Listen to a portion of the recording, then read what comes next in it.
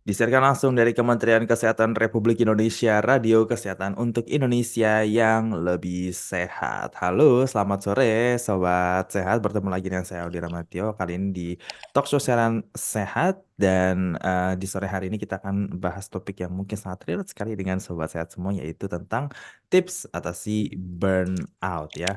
Jadi tips atasi burnout saat kerja ini pasti dialami oleh semua generasi ya, mau X, baby boomers, milenial, Gen Z, itu semua mengalami namanya burnout ya. Karena kita manusia ya kan, kita eh, punya yang namanya rasa lelah, jenuh dan lain-lain, itu manusiawi. Jadi burnout itu bukan istilah baru ya Sobat Sehat ya. Itu udah istilah lama tapi baru populer sekarang gara-gara media sosial. Nah, gimana sih caranya kita mengatasi rasa burnout itu saat kita bekerja? Langsung aja dalam talk show sore hari ini kita akan bahas lebih dalam bersama dengan narasumber kita, yaitu dengan Mbak Samantha Elsener. Halo, selamat sore Mbak Samantha. Hai, selamat sore Mas Odi, apa kabar? Baik, gimana Mbak Samantha nanti hari ini nih? Kabar baik? Alhamdulillah sehat, lagi semangat-semangatnya kerja, lagi penuh motivasi. Oh, lagi penuh Mas Odi motivasi. gimana Jadi, nih? jadi nggak lagi burnout ya Mbak Samantha ya Mbak ya? Alhamdulillah udah lama nggak burnout. Oke, iya. Bahkan psikolog aja bisa ngerasain burnout, jadi itu normal ya, Sobat Sehat. Normal, karena tahu nggak Mas Audi, sebenarnya istilah burnout itu pertama kali justru digunakan untuk tenaga kesehatan. Jadi awal mulanya di Amerika situ tahun 70-an lah, 75 atau 76, 77 lah sekitar tahun itu, ada satu toko dia menemukan gitu, nih kok tenaga-tenaga kesehatan di rumah sakit tempat dia kerja, kok tiba-tiba kurva performanya menurun ya gitu. Jadi ada fase-fasenya gitu. Nih kenapa performa kerjanya dia menurun? Nah karena itu diteliti lah gitu dan dia akhirnya mencetuskan nama oh ternyata ada istilah burnout Hmm. untuk khusus tenaga medis tenaga kesehatan awal mulanya dari situ tapi seiring perkembangan zaman akhirnya dipakailah di berbagai macam profesi bukan cuma untuk tenaga kesehatan aja.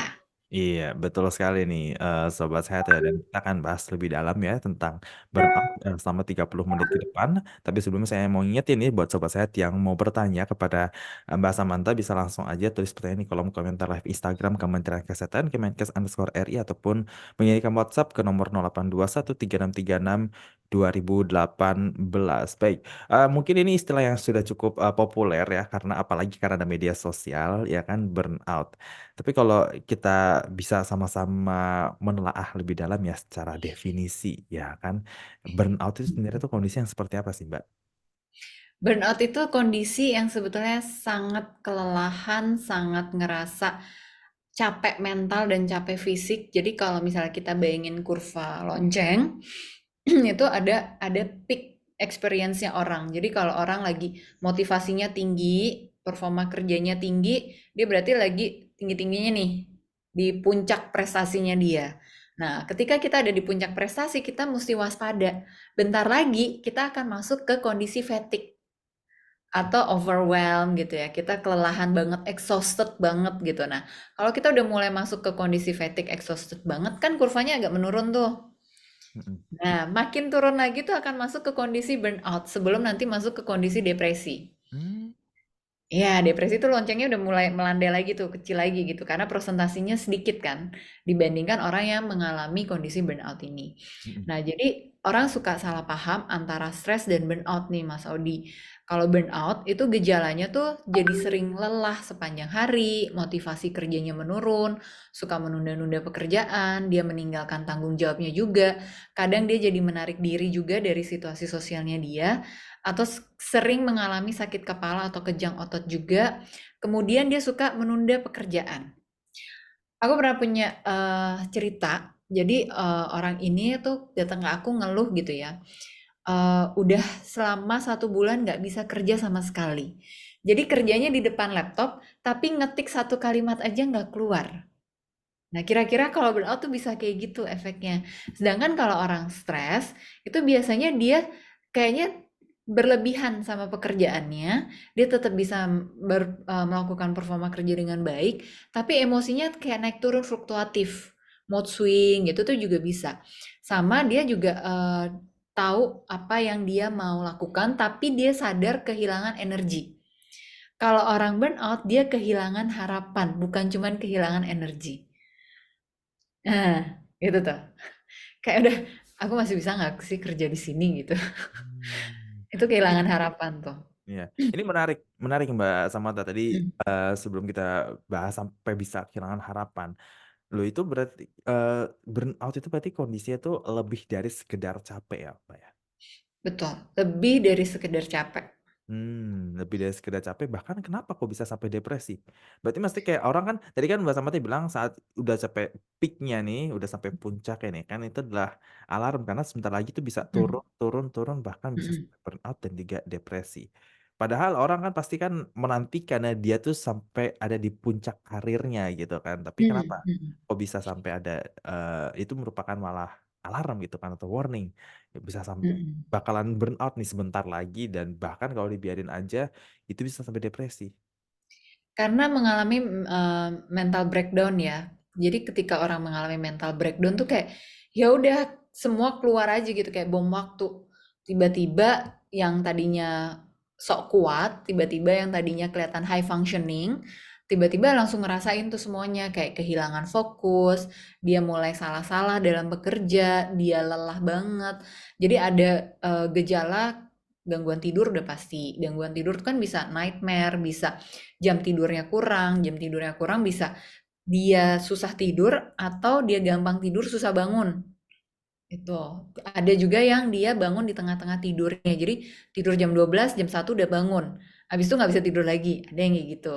Nah, Hmm. jadi masalah-masalah gangguan tidur. Kemudian ada juga masalah komunikasi dan sensitivitas regulasi emosinya. Yang tadinya kayaknya kalau orang ngomong apa ngeledekin biasa aja, tapi ini tiba-tiba jadi sensi, jadi gampang baper, ditegur jadi apa sih gitu. Kayaknya semua orang di sini membenci aku gitu. Nah, pikirannya jadi mulai bercabang nih kemana-mana gitu. Nah, kalau udah ada gejala-gejala kayak gitu, apalagi ditambah gangguan makan tuh juga bisa pengennya makan yang enak-enak aja atau pengennya nggak makan sama sekali, nafsu makannya hilang, atau jadi makannya sembarangan. Yang tadinya makannya sehat, jadi makan makanan yang nggak sehat gitu. Intinya ada pola perilaku makan yang berubah. Nah, itu juga bisa jadi gejala awal sebetulnya ketika kita akan mengalami mental breakdown. Nah, ketika udah ngalamin mental breakdown, kalau masih dirasa-rasa, masih bisa nih ngerasain nih, oh aku rasanya ini gitu. Mungkin masih masuk klasifikasi burnout atau depresi ringan. Tapi kalau udah rasanya sampai 6 kayak mati rasa gitu, itu udah masuk ke depresi sedang atau depresi berat. Itu berarti apa efeknya tuh bisa sampai mengubah pola makan.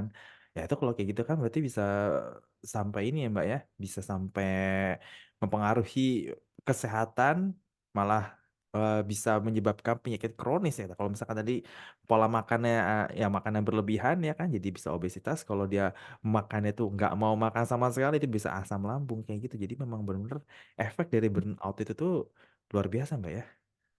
Iya, macem-macem. Bahkan bukan cuman sakit mah aja, tapi kalau efek jangka panjangnya kan bisa jadi sakit jantung, Hmm. sakit kanker gitu. Jadi kalau aku percaya ya, apa yang tubuh kita alami itu bisa jadi gangguan psikologis kita, apa yang mental kita alami bisa jadi keluar sebagai gangguan medis kita atau gangguan biologis kita yang bikin kita jadi ya mahal ya tagihan rumah sakitnya ya.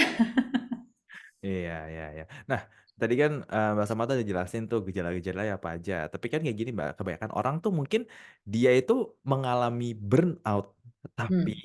ada tipe-tipe yang denial atau Hmm. dia itu ya dia ngomong sama mungkin sama temennya, sama rekan atau sama keluarganya, ah itu stres aja kali, capek aja kali gitu kan ya. Ya udah ambil cuti sana itu kan liburan kayak gitu-gitu. Nah, tapi sebenarnya burnout itu sesederhana itu nggak sih Mbak? Maksudnya kayak orang tuh mungkin sulit membedakan Hmm. yang mana stres, capek, burnout itu, kemudian solusinya gitu karena kayak ya udah kalau burnout cuti, liburan, nanti balik lagi kerja gitu kan. Kayak gimana tuh? Hmm. Oke, jadi kalau misalnya burnout itu memang ada di salah satu buku untuk kalangan psikolog ya. Jadi memang bagaimana kita bekerja sebagai seorang profesional saat kita ngalamin burnout, saat kita tahu gejala-gejalanya apa dan apa yang perlu kita lakukan.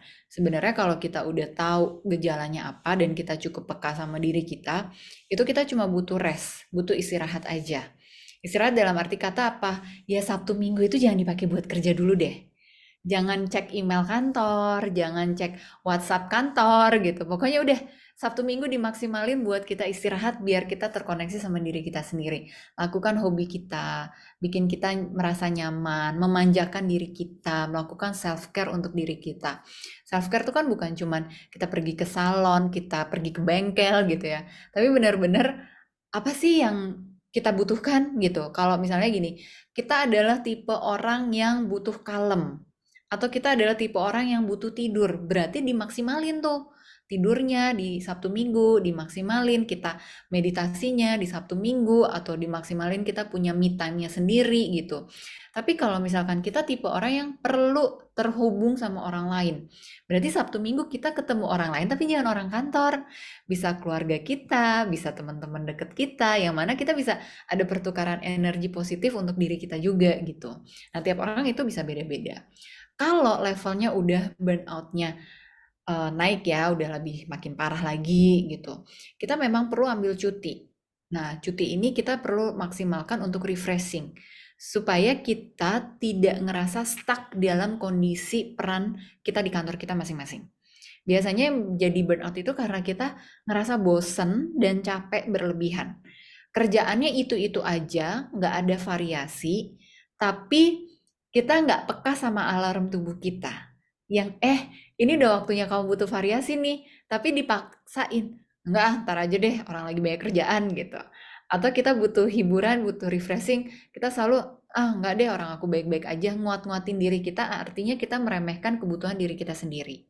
Nah, kalau level burnout-nya udah mentok banget, udah maksimal, jangan-jangan emang kita nggak pernah ngerawat diri kita dengan baik sebelumnya. Sehingga semuanya jadi kayak bom waktu yang akhirnya mau kita cuti seminggu, kita cuti 1 bulan unpaid leave juga pas balik kerja lagi belum tentu hasilnya akan bagus. Hmm. Belum tentu kita bisa back on track lagi dan performa kerja kita jadi optimal lagi.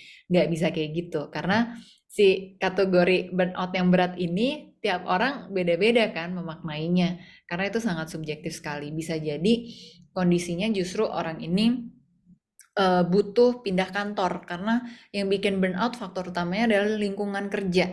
Hmm. Nah, itu juga bisa jadi salah satu pertimbangan sebetulnya untuk orang-orang yang mengalami burnout. Yang salah satu pertimbangannya karena relasi sama rekan kerjanya udah nggak sehat nih, gitu. Hmm. Jadi udah nggak ada faktor yang bisa bikin dia betah di kantor itu. Ada yang kayak gitu juga. Oke, itu tips paling penting ya untuk topik kita hari ini ya. Itu kita tahu bagaimana kita itu men-treat diri kita sendiri ya kan.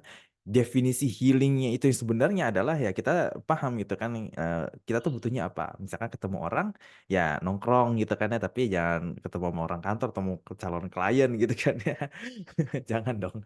Terus atau enggak mungkin yang tipikalnya senangnya tuh yang menyendiri gitu kan ya, meditasi atau yang butuhnya tuh tidur ya berarti tidur gitu kan ya Mbak Samantha ya. Jadi memang Mhm. yang paling penting ya kita tahu apa yang kita butuhkan ya kan, bukan ya mungkin kan soalnya kan orang kan pasti mikirnya kan oh ini burnout ya udah kita jalan-jalan gitu kan, atau padahal belum tentu jalan itu yang dia butuhkan ya kan Mbak ya. Betul. Bisa Mm-mm. jadi yang dibutuhin naik gunung loh. Oh iya. Nah, Jadi sebenarnya butuh variasi sih. Langkah utama ketika kita mau menangani burnout itu kita butuh variasi dulu untuk diri kita. Variasinya bisa dari refreshing, variasinya bisa dari kegiatan atau interaksi kita sama orang-orang di sekitar kita. hmm, oke. Nah, tapi kalau ya ini kondisinya kalau kayak gini gimana, Mbak? Ya kan dia Hmm, tahu nih, misalkan dia tahu nih dia burn out ya. hmm, Tapi kondisinya dia ya, kalau misalkan dia ini nggak kerja ya, hmm, itu kebutuhan keluarga nggak akan terpenuhin gitu kan. Katakanlah misalkan ini case-nya adalah kepala keluarga lah gitu kan ya kan. hmm, hmm. Karena kalau misalkan wanita kan ya mungkin dia kan karena nggak wajib kerja karena jadi case-nya adalah kepala keluarga nih.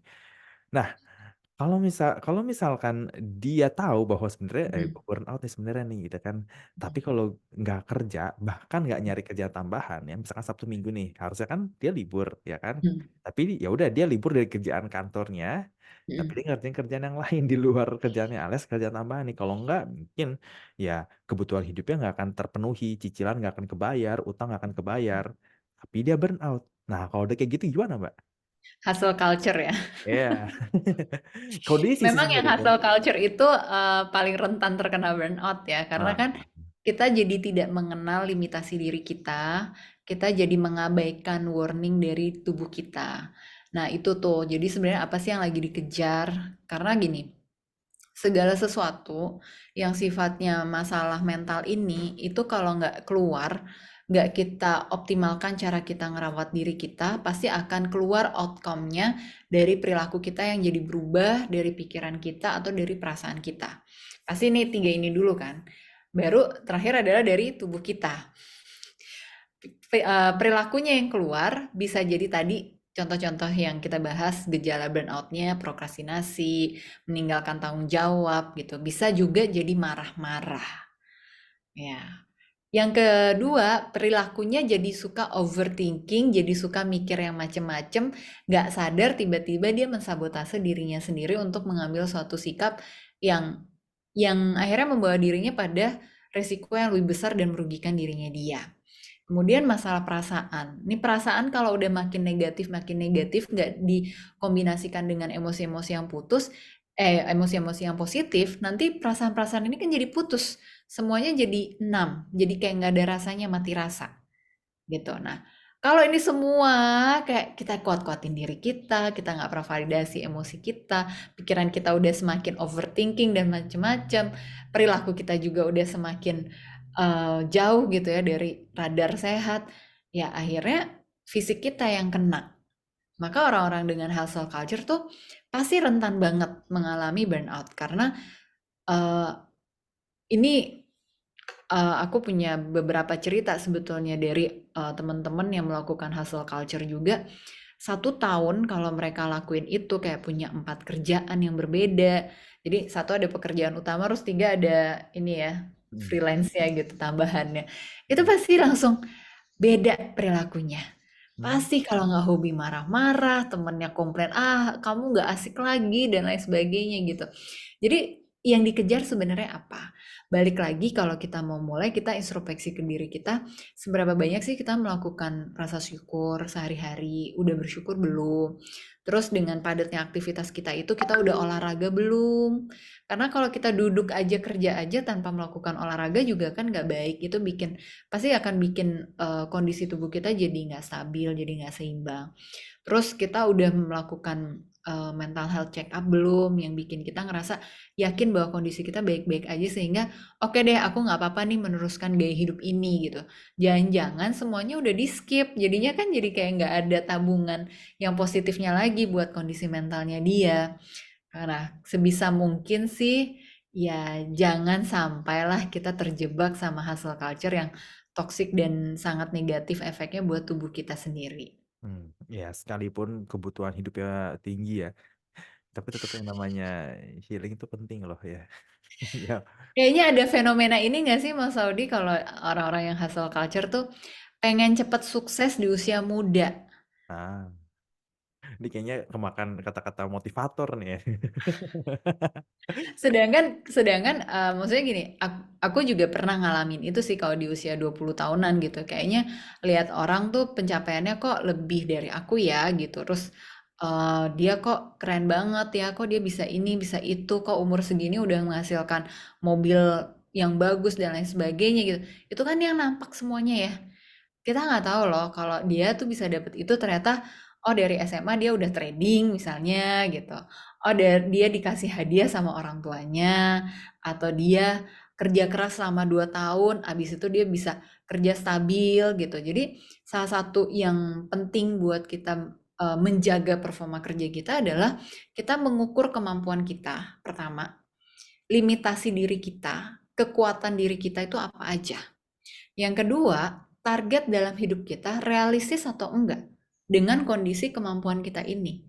Kalau ini realistis, Nanti kita bisa mengukur targetnya. Let's say gini, umur 25 tahun, mau punya rumah umur 35 tahun. Realistis nggak? Gitu Hmm. ya. Hmm. Lokasi rumahnya, harga rumahnya, terus gajinya pada saat dia umur 25 tahun itu berapa? Kira-kira dia mau beli rumah secara tunai di usia 35 tahun, nabung 10 tahun, kebeli nggak? Itu kita perlu tahu tuh. Kalau ternyata, oh ya, kebeli nih, bisa kok gitu. Nah, artinya dia tinggal ngejalanin aja dengan pola gaya hidup yang sehat juga, dengan dia menjaga kesehatan tubuh dan kesehatan mentalnya dia. Tapi kalau yang nggak realistis, sama nih kasusnya anak usia 25 tahun juga, kemampuannya juga sama, tapi dia mau beli rumahnya itu dalam waktu 3 tahun. Realistis nggak? Hmm. Akhirnya kan dia jadi terjebak di hustle culture itu karena dia mau mentargetkan, dia forsir dirinya. Bisa kok, bisa kok, bisa kok. Gitu. Dengan kondisi iming-iming promosi macam-macam yang ada di sosial media ataupun dunia-dunia marketing ini gitu ya. Salah nggak sih mereka? Enggak, itu bagian dari pekerjaannya mereka juga. Tapi kitanya yang mawas diri dan sadar diri atau enggak dengan kemampuan kita. Kalau kita sadar diri dan mau mengenal diri kita, maka nanti ketika kita mengatur waktu kita kerja, itu bisa optimal. Oh ya udah, aku kerja kayak gini aja, 10 tahun dapat kok kebeli rumah gitu. Habis itu kita mau merencanakan apa lagi, misalnya udah kebeli nih 10 tahun kemudian gitu. Nah, kitanya jadi lebih eling, lebih well-being, lebih sejahtera gitu secara psikologis. Jadinya kerja juga nggak ngoyo-ngoyo banget gitu maksudnya. Oke baik itu penting ya. Jadi untuk sobat sehat nih yang mungkin tipikalnya hustle culture gitu kan ya. Ya itu penting banget tuh tahu target hidup kita kayak apa. Dan kalau misalkan nggak kuat ya misalkan nggak misalnya nggak kuat ngelihat pencapaian orang lain teman sebayanya mungkin ada baiknya nggak main media sosial ya Mbak ya. Supaya nggak ke-trigger gitu kan ya. Itu kan suka ke-trigger gara-gara media sosial Mbak. Aku ada cerita sebenarnya dari beberapa teman-teman gitu ya. Karena mereka tuh ngerasa gini, aduh sosial media udah toxic banget deh gitu. Jadi kerjaannya mereka adalah sekarang kalau hari Senin sampai Jumat itu uninstall sosial media, hari Sabtu Minggu baru install buat main. Oh iya iya ya. Ya mungkin ada beberapa orang yang masih membutuhkan media sosial ya. Tapi jujur aja misalkan saya gitu nggak main media sosial tuh palingnya satu masalah itu tuh hilang tuh ya. Nggak Bener ngelihat ya? kehidupan orang lain gitu kan. Jadi kayak ya udah fokus aja sama diri sendiri gitu. Oke, ini ada satu pertanyaan dari Sobat Sehat nih dari Asta usia 23 tahun. Dok atau Mbak Samantha, kalau Hmm. lagi stres dan burnout kadang suka self harm. Karena setelah melakukan itu terkadang satisfy aja jadi nggak ngerasa sedih lagi. Itu gimana ya, Mbak? Silahkan. Oke, aku pertama mulai membayangkan gitu ya, ketika kamu melakukan self harm itu rasanya ada emosi yang teralihkan. Jadi ada tempat pelampiasannya. Nggak bisa nyakitin orang lain, nggak bisa ngerusak barang, jadinya melakukan internalisasi. Internalisasi salah satunya adalah dengan melakukan upaya-upaya self harm untuk kayak melegakan atau mengosongkan tabung emosinya. Habis self harm udah tuh rasanya lega, udah nggak ada beban emosinya lagi. Tapi perilaku itu nggak baik karena bagaimanapun juga self harm itu akan membuat diri kita luka lagi dan rasa melegakan emosinya tuh cuman bersifat sementara. Hmm. Gak jarang orang-orang yang melakukan self harm biasanya jadi adiksi terhadap self harmnya terus. Nah, ini perlu dilakukan upaya untuk pertama memberi edukasi ke diri kita gimana sih cara memproses emosi yang tepat. Jadi biasanya yang efektif kalau aku pendekatannya itu dengan menggunakan terapi seni. Ada beberapa instruksi-instruksi arahan yang aku berikan ke klien-klienku untuk bisa memproses emosinya dengan lebih tepat dalam sesi yang terapeutik dan mengupayakan supaya dia bisa ekspres emosinya. Aku tuh sedih, aku tuh marah. Semua itu dilakukan secara verbal dengan kondisi yang tepat. Kalau kita eksternalisasi secara verbal juga, tapi ada juga eksternalisasinya kan jadi negatif ya. Verbal keluarnya jadi cacian, makian, atau jadi perilakunya ngerusak barang, ngerusak orang, itu juga itu berbahaya juga. Tapi kalau kita lakukan dengan upaya regulasi emosi yang tepat, itu kita bisa menyampaikan, aku sedih, aku marah, aku nggak suka ada di posisi seperti ini. Tapi rasa emosinya gimana bisa lega? Emang dengan kita ngomong kayak gitu aja lega? Enggak loh. Tapi kalau kita sedih, kita bisa coba latih untuk nangis gitu. Kalau kita marah, ada perilaku yang perlu kita ajarkan. Cara marah yang benar itu seperti apa? Kalau kita ngerasa cemas, gimana cara kita menenangkan diri kita? Hal-hal itu perlu dipelajari dalam sesi terapi. Oke, baik. Menarik nih, Mbak. Karena beberapa orang nggak tahu yang mungkin saya pernah kenal sama beberapa orang kayak begini gitu kan. Tapi argumennya selalu seperti ini. Ya terus kalau gue kayak gitu, emang masalahnya selesai gitu. Emang itu akan membuat hidup gue jauh lebih baik gitu kan. Emang itu bikin gue nggak burn out gitu kan. Argumennya kayak gitu. Jadi ujung-ujungnya apa ya diterusin lagi gitu kan. Itu gimana, Mbak? Mmm, ya biasanya, kalau orang-orang dengan self harm ini seringkali mood swing juga. Jadi perubahan mood swing-nya tuh terlalu cepat dan kayak ya susah susah memang untuk regulasi emosinya sendiri gimana. Lebih cepat penanganannya akan jauh lebih baik. Kayak gimana lebih cepat? Remaja, remaja tuh banyak banget yang ngalami self harm sebetulnya. Karena Hmm. itu memang fase usianya, mau latar belakang keluarganya itu bagus, latar belakang keluarganya dari keluarga terpandang atau apa, pasti akan ada masa mereka coba-coba self harm. Bisa itu dari konten, bisa itu dari obrolan temen-temennya, atau iseng aja gitu. Kayak nggak ada kerjaan, bengong gitu, coba-coba ah gitu. Coba-coba tapi makan sabun, itu kan ini ya, self harm ya. Coba-coba tapi, apa ya, makan kapur barus gitu, itu kan sangat, melakukan upaya-upaya perilaku untuk merusak diri kita sendiri gitu. Nah, kalau kita sayang sama diri kita nggak mungkin kita mau melakukan hal itu gitu kan. Atau kayak lagi iseng aja ngapain ya, linting-linting tisu, tisunya dimakan, itu kayak gitu loh. Nyobain tisu rasanya apa sih gitu, terus akhirnya jadi kebiasaan tuh bisa kayak gitu. Nah, makanya kalau itu terjadi pada saat fase remaja akan lebih mudah untuk ditangani dibandingkan yang udah lewat dari usia 20 tahun. Hmm. Bukan nggak bisa ya, bisa tapi mungkin prosesnya lebih lama lagi. Nah, apakah menyelesaikan? Ya, nggak menyelesaikan secara langsung sih, tapi membuat kita jadi belajar hal yang baru lagi. Jadi kalau aku boleh cerita tentang konsep neuroplasticity di otak kita ya, atau brain plasticity. Itu kan otak kita tuh kadang seringkali udah terbentuk dengan program kita zaman dulu kita kecil sampai kita dewasa ya.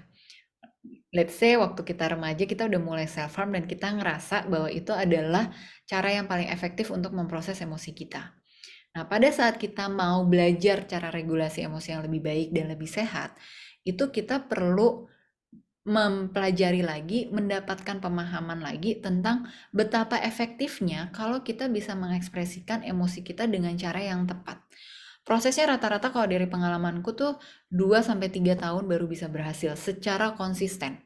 1 tahun pertama itu bisa seminggu 2 atau 3 kali pertemuan dengan psikolognya. Habis itu kita lihat nih, udah mulai berkurang nggak tendensi perilaku self harm ya? Kalau udah mulai berkurang jadi seminggu sekali gitu. Nanti lama-lama hilang gitu ya, terminate gitu. Nah, jadi wajar banget kalau di awal proses kalimat-kalimat argumen tersebut itu muncul. Kalau aku biasanya Mas Audi, oke, iya, kamu merasa sulit ya untuk berubah. Nggak apa-apa kok, kita pelan-pelan aja ya. Jadi bersikap lembut, compassion sama diri sendiri. Jangan kita paksain target, pokoknya karena bayar psikolog itu mahal, aku mau selesai dalam waktu 6 bulan, nggak mau selesai dalam waktu 2 tahun. Ya tunggu dulu, nanti selesai 6 bulan tapi relapse, gimana dong? Kan kita nggak mau juga relapse kan? Oke, baik ya. Jadi menghargai proses ya, Mbak ya. Betul. Oke, nah ini pertanyaan terakhir nih ya dari Joanna usia 19 tahun dari Surabaya. Apa perbedaannya burnout dengan depresi dan apakah burnout bisa terjadi secara berkepanjangan? Nah, ini tadi sempat kita singgung ya, Mbak ya. Mhm. Jadi gini, kalau burnout itu bisa banget terjadi berkepanjangan. Kalau depresi itu pasti gejalanya fix kita merasakan selama 2 minggu berturut-turut setiap hari. Jadi kalau kita udah punya gangguan tidur, gangguan makan, itu udah pasti selama 2 minggu berturut-turut pasti kita ngalamin tuh gejala-gejala depresinya itu bisa kita bilang itu depresi. Tapi balik lagi kita harus konsultasi sama psikolog atau sama psikiater supaya kita bisa memastikan itu. Jangan kita self-diagnose. Nah, kalau burnout, kondisinya bisa banget berkepanjangan karena burnout adalah fase sebelum kita ngalamin depresi kan. Nah, ketika kita ngalamin burnout, itu kayak kita high functioning, tapi ada gejala depresinya nggak? Udah ada, tapi ringan-ringan, tipis-tipis gejala depresinya. Nah, itu bisa setahun kita paksain kerja terus gitu. Nah, itu yang nggak baik. Ketika kita burn out dan kita paksain kerja terus-menerus, itu akan bikin kita nanti masuk ke fase bom waktu yang tadi udah aku singgung di awal, bisa itu jadi depresi, bisa itu jadi masalah gangguan psikologis yang lainnya, atau masalah gangguan kesehatan secara fisik yang lainnya. Hmm, oke baik. Oke, Mbak Samantha ini kita sudah 30 menit ya berbincang. Sebenarnya kalau topik kayak gini tuh enaknya dibahasnya tuh agak lebih panjang gitu kan ya, karena seru ya, Udah terasa ya. tapi nggak terasa gitu kan ya. Jadi Mbak Samantha silakan untuk memberikan pesan-pesan sehat kepada sobat sehat yang mendengarkan. Silakan Mbak. Untuk sobat sehat, dimanapun kalian berada gitu. Pertama, kita perlu benar-benar mensyukuri diri kita saat ini seperti apa. Kemudian lebih mengenali diri kita lagi, apa sih yang menjadi kekuatan diri kita, apa yang masih jadi PR untuk diri kita, dan apa yang ingin kita capai. Dengan demikian, kita bisa lebih mengkondisikan diri kita dengan pekerjaan kita supaya kita nggak overwork, kita nggak kerja berlebihan untuk bisa menjaga level performa kita dengan optimal supaya kurvanya tadi nggak turun melandai jadi efeknya ke burnout ataupun ke masalah gangguan kesehatan mental yang lebih bahaya lagi. Oke baik, terima kasih atas pesan-pesan sehatnya Mbak Samantha dan juga waktunya nih sore ini berbincang-bincang di radio kesehatan mengenai burnout Mbak Samantha. Semoga kita bisa ngobrol-ngobrol lagi Mbak ya di lain kesempatan dengan topik Amin. yang mungkin juga nggak kalah menariknya. Jadi sobat sehat nantikan aja nanti kita mungkin kita akan ngobrol-ngobrol lagi di lain kesempatan ya. Baik, Mbak Samantha, terima kasih sekali lagi, saya ucapkan, sudah meluangkan waktunya bersama Radio Kesehatan. Semoga sehat selalu Mbak Samantha, dan Amin. selamat beraktivitas kembali, Mbak.